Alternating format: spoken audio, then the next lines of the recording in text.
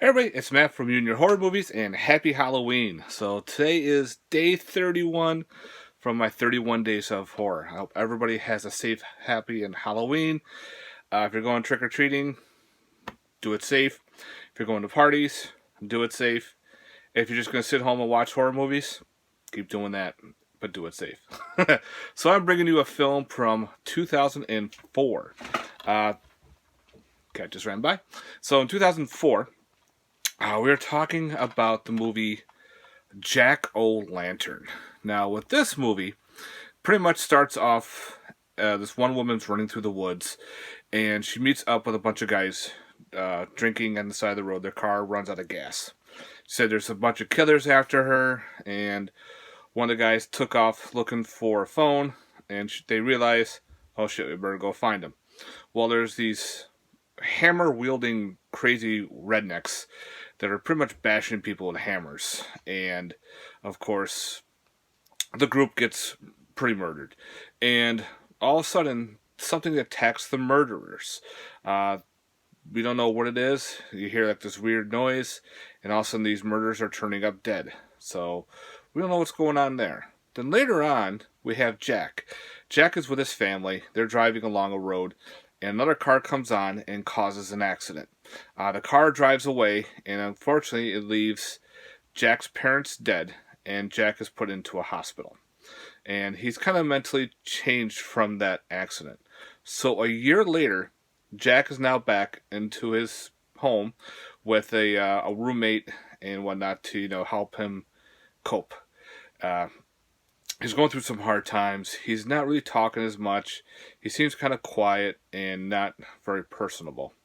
Well, he has a bunch of friends and everything, so they're all trying to help him and everything, but things just are not working well for him. So later on, Jack, when he falls asleep, for something occurs. An evil spirit is now going after certain people and targeting a specific group. And of course, we find out that the group is the people driving that car that killed his parents. So every night Jack falls asleep, the monster comes out to murder someone. Come to find out, what we know is the spirit possesses someone who has been wronged. And of course, Jack has been wronged by those people who were driving the car and murdered his family. He doesn't know that. He just falls asleep, and his eyes, when he wakes up, his eyes glow green, and something comes out. And then, of course, we know that Jack can't fall asleep.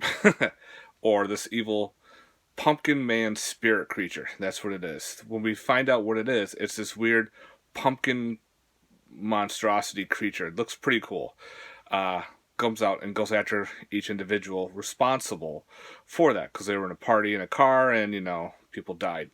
So now they got to figure out how to stop this curse. Supposedly this curse gets passed every year, and that's probably why it would happen with those hammer wielding maniacs, that someone was attacked by them before and they survived, and now that killer pumpkin man is going after the hammer wielding maniacs.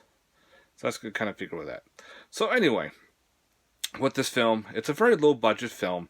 At first, when I bought it for like $1.99 somewhere, and I'm thinking, this could be pretty bad. But after watching it, I actually had a good time with it. It's that low budget cheesy goodness where you don't expect much. A lot of fake blood, which is pretty cool. The pumpkin creature, it's pretty much a dude in a badass pumpkin mask, but the pumpkin creature looks pretty cool. It does have a high body count, so you have that going for you too. But it's very low budget. So if you're into low budget stuff, this might be for you. Takes place, of course, during Halloween, and I had fun with it. It's got a cool little nostalgic feel. I almost got rid of it at one time. I figured, well, I haven't watched it yet. Maybe it's not for me, putting the dump bin. So I was looking through my dump bin, I'm going, you know what? Fuck it. I'm going to watch this. I'm glad I did, because now it's a keeper. So it's weird. The cover art does not give it justice. It's this weird pumpkin man with like blade fingers. That's not it at all. The pumpkin man is this big, badass pumpkin creature. He's got like vines and everything, and he kills people in different cool ways. So yeah, I definitely recommend Jack-O-Lantern from 2004. If you like killer pumpkin kind of creatures, it's like a demon-esque type thing, and it happens every Halloween. This is probably right up your alley. if I had to rate it, I'd probably give it a maybe a 6 out of 10, just for fun watchability. Turn your brain off thing. If you just watch something slocky, this is probably up your alley. It has some interactive menus, trailer gallery.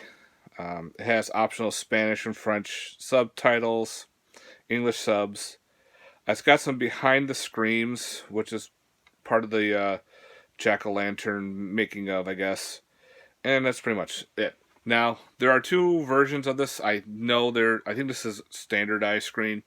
There is a widescreen out there. I never knew that until I was doing some research. Like, well, there's a widescreen. Oh well. But anyway, I definitely recommend checking out Jack-o'-lantern from 2004. Okay, guys, thanks very much. I hope you enjoyed my 31 Days of Horror. Thank you all for watching them. Thank you all for commenting. And you're going to all have a safe one.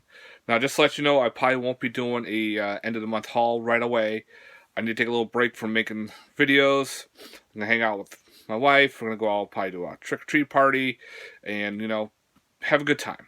So anyway, guys, stay tuned for that end of the month haul. Probably within a couple days, maybe a little more. We'll see. Gonna take a little break and chill. And I gotta do leaves. There's a shit ton of them out there. Alright, guys. Thanks very much for watching, and have yourself a good one. And keep watching horror. Peace.